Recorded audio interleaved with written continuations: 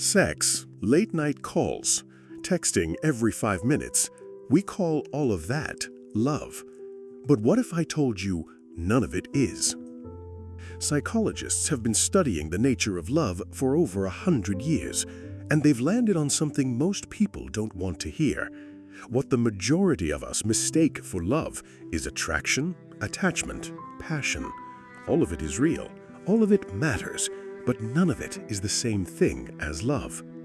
Today, I'm going to show you what real love actually looks like.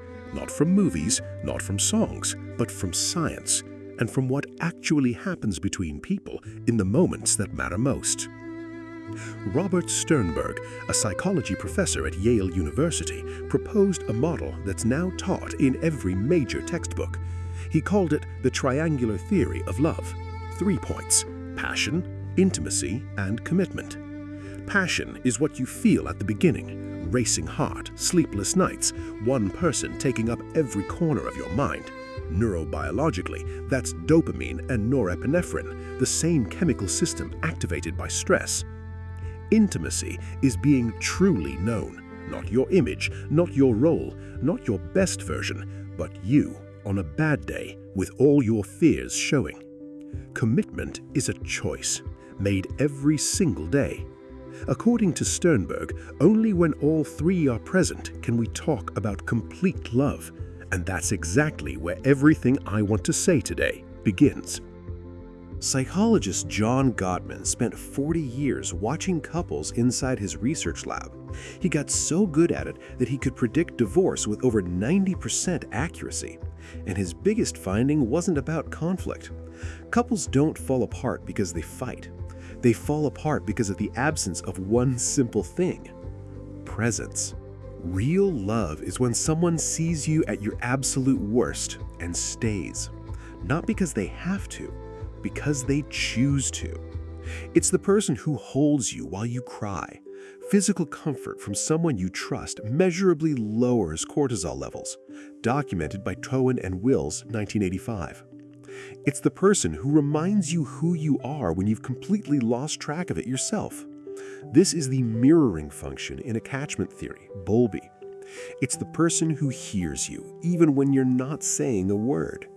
Gottman called this emotional attunement, the ability to feel another person's state without being told. Now let's talk about choice, because this is the part that matters most. We live in a culture that romanticizes effortless. We've been sold the idea that if it's real love, you shouldn't have to try, that it just happens. But the research says the opposite. Love is not a state you fall into, it's an action you take over and over again. The concept of love as practice, Erich Fromm, The Art of Loving, 1956, supported by modern longitudinal studies on long-term couples. The person who truly loves you chooses you every day. Not when it's easy, not when you're at your best, but when you're struggling, when you're impossible to be around, when you can't even love yourself. They cut out what hurts you. They make you laugh when you were sure you couldn't anymore.